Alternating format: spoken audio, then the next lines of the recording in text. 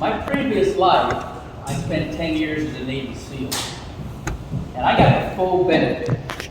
I got to go through Hell Week twice complete. I was in class 133. We went through Hell Week. It started February 20th, which is cold in San Diego. I'm from Michigan. I'd never been colder in my life than I was in February in San Diego. I had got pneumonia. I coughed up blood. I went from 155 pounds down to 128 pounds in a week. My performance dropped off significantly.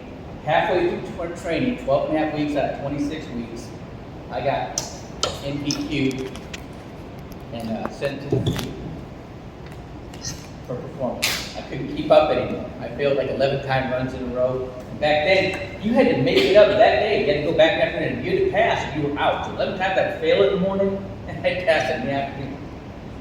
I got orders to Pensacola, Florida to teach boxing and physical fitness to Navy pilots and air crew.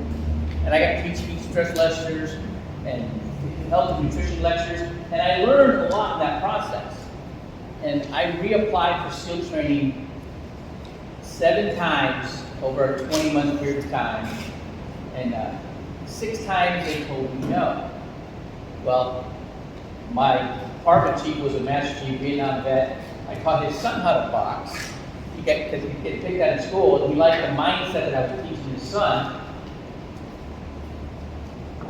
And so he took me to the Pentagon, met a detailer, and guaranteed in writing that I would make it to training. Then he told me, so you better do it, I'm going to make it, I'm going to kill you. I believe it.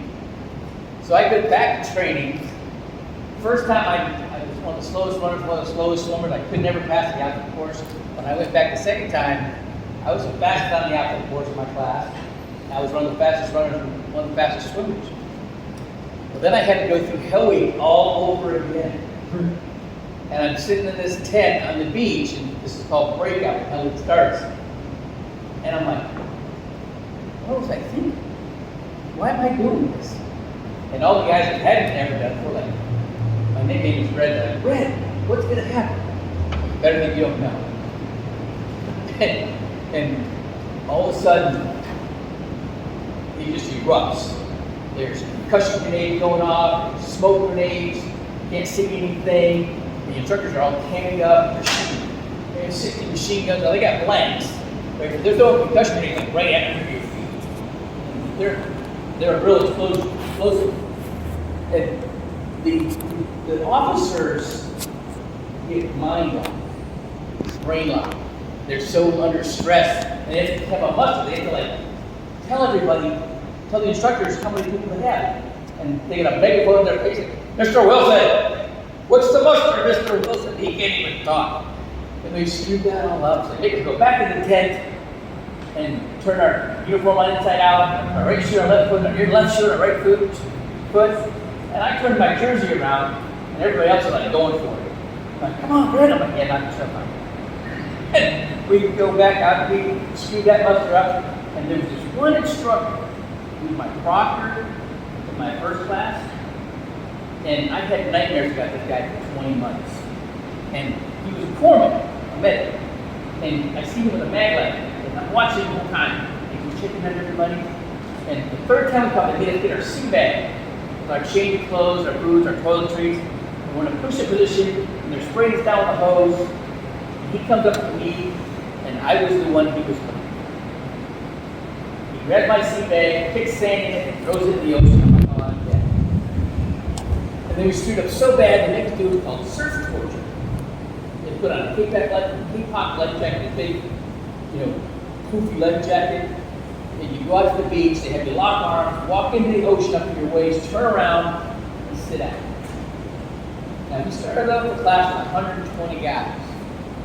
And at this point, there was 12 guys that quit the Friday before Hell Week started. But nobody quit yet. There's one guy comes up to me, it was his second time around too. He's like, Red, I want to be next to you, I know you're going to make it. Okay, whatever. We get in the water, as soon as I sit down, I'm like, this isn't so bad. Right that second, he's like, Red, let me go, I'm going to ring the bell. I'm like, you're kidding me, right? We didn't even get started yet. I know, I ain't like that, I can't handle it. As soon as he got up, 14 guys got up and quit. Now, I'm not going to go through every evolution, but we ended up 44 guys quit before breakfast Monday morning. I could have stood on my head that long.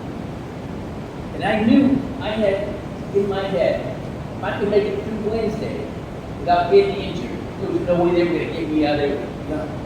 So Wednesday night after bed rest, I'm like, yeah! I thought the Grinch stole Christmas, man. I was all full of energy, everybody was trying. And my class officer was like, yeah, why are you doing this? I'm like, why are you doing this? Oh, I don't mean nothing.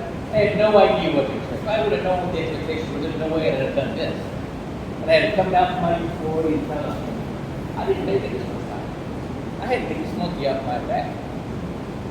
Well, it went on. It's nonstop. You don't sleep the whole time. And you're cold and you're wet all the time. You can't just boat on your head. Everything's a race, right? And they punish you for not being the first place is, second place is first loser, right? That's how it is. By Friday, man, we're just barely moving. That instructor, that one that I had nightmares about, he's like, what's the matter with you guys? Lowen loved this shit so much he came back to do it again. And then I got all pumped up, all the adrenaline. I'm just, yeah. Then we secured from penalty. And what I learned in that process was the guys that have a little doubt, that little seed of doubt that gets in their head, they're done. It's like a fork. They can't recover from that later. You have to look at everything in a positive way. The sun coming up in the morning, whether it makes you feel any warmer or not, gives you that illusion of warmth. It's more time behind you. You can eat 4 times a day. As long as you keep eating, you're starting to make you alone. You might be some cute little Filipino girl that can smile at me when I went to the chow hall before that. My name is Lowen, the instructor used to call me Lola. Just that recognition, I can turn into something positive. If somebody else quit, at least I was better than that. Everything I do now, ever since then, even when it's hard, and things have been hard, I'm always looking for that silver lining, and I'm always looking